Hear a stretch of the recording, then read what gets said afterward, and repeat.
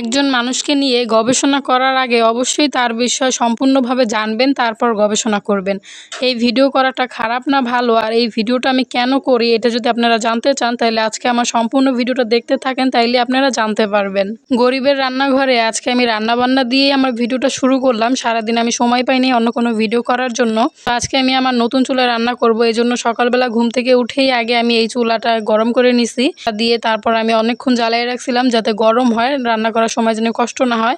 আর যাই হোক, নতুন চুলায় রান্না করতে তো একটু ঝামেলা হবে। এই যে দেখেন চুলা জ্বালানোর পর কিন্তু ধোয়া হইতেছে অনেক। আজকে আমি তাড়াতাড়ি রান্না বসাই দিছি, যেহেতু নতুন চুলায় রান্না করতে বসছি তার মানে আজকে অনেক দেরি হয়ে যাবো রান্না করতে করতে। যাই হোক, ওই জায়গায় আমি ভাত চড়াই দিয়ে তারপরে এই জায়গায় আমি পাতাকপি কুচাই নিলাম। আর এই যে আলুটা দেখতেছেন, এই আলুটা আপনারা কে কে চিনেন? আমি কিন্তু কখনো খাইও নাই আর কখনো রান্নাও করিনি। আজকে প্রথমবার আমার জামাই আইনা দিল আর কইলো যে এই আলুটা এইভাবে রান্না করো।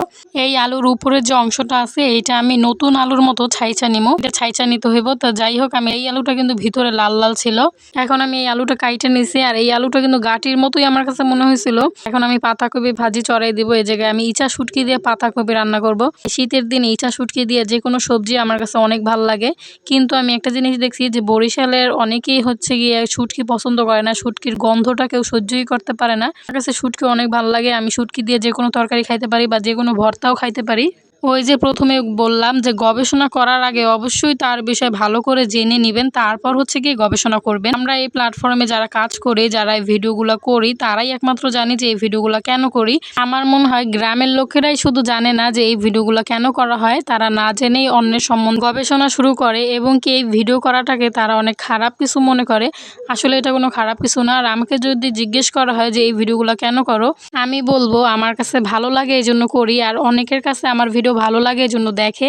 তো যার যার ব্যক্তিগত ব্যাপার, যার ভালো লাগে দেখে, যার ভালো না লাগে সে দেখে না। যাই হোক, আপনাদের সাথে কথা বলতে বলতে কিন্তু আমার রান্না করা শেষ হয়ে গেছে। রান্না বান্না শেষ করে আমার জামাইকে নিয়ে কোলায় আইছিলাম। কিছু চারা নিয়েছিল বাজারের থেকে, টমেটো চারা আর লতা বেগুন চারা। তো এইটা আমরা কোলায় লাগাই দিব।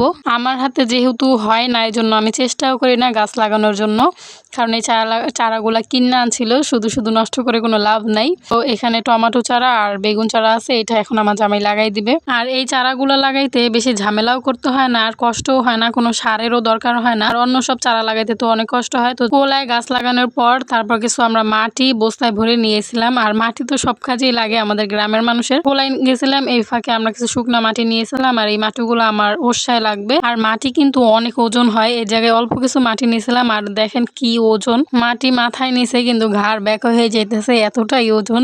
তো যাই হোক, অল্প অল্প করেই আইনা তারপর আমার ওরসাটা উঁচা করতে হইবে। আজকের ভিডিওটা তোমাদের কাছে কেমন লাগলো অবশ্যই কিন্তু কমেন্ট বক্সে জানাই দিবা কমেন্ট করে। সবাই ভালো থাকবা, সুস্থ থাকবা, দেখা হবে পরবর্তী কোনো ভিডিওতে। আল্লাহ হাফেজ।